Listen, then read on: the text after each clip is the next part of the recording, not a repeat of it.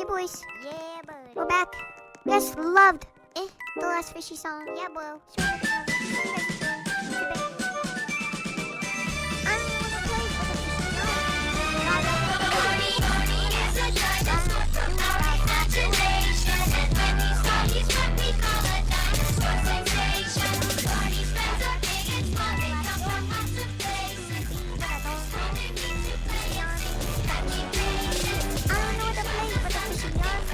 fishy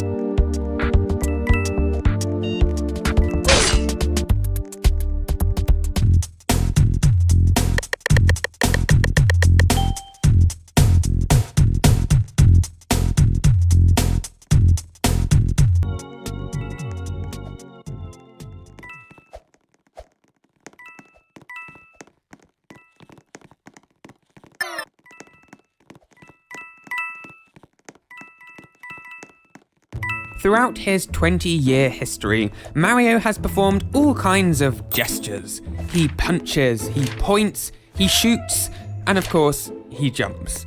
But there's one other gesture. It used to pop up in all kinds of Mario games, but its most famous appearance is in Super Mario 64. When the player completes a level and collects the golden star, Mario spins around and performs a great big peace sign to the camera, a V for victory, if you will. Except, Super Mario 64 wasn't just the most iconic use of the peace sign, it was also the last. For the next 20 years, the peace sign never showed up in a single Mario game. It was only in 2017 that it snuck its way in once more. But why the gap? Was it just a big coincidence? No, not at all. Nintendo actually banned the victory sign from every single Mario game. For 20 years, it was completely forbidden. And the reason why is pretty surprising.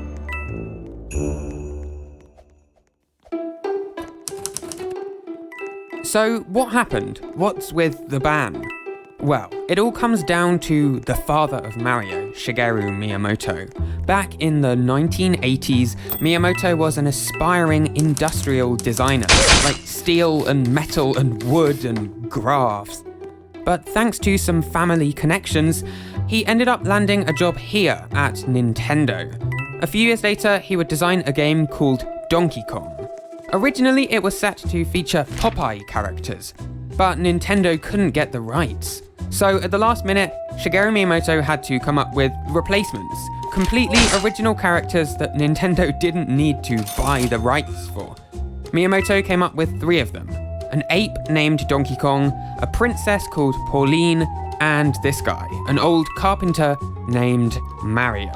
He was old, kind of grubby, and not very marketable.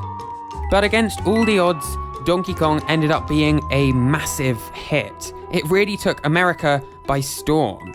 And that meant only one thing: Mario had to change.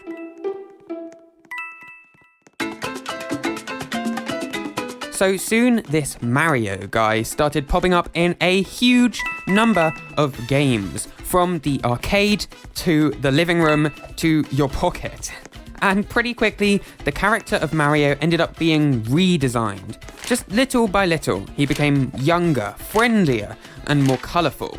And 5 years later, he was barely recognisable as the old carpenter who saved the princess from the Kong.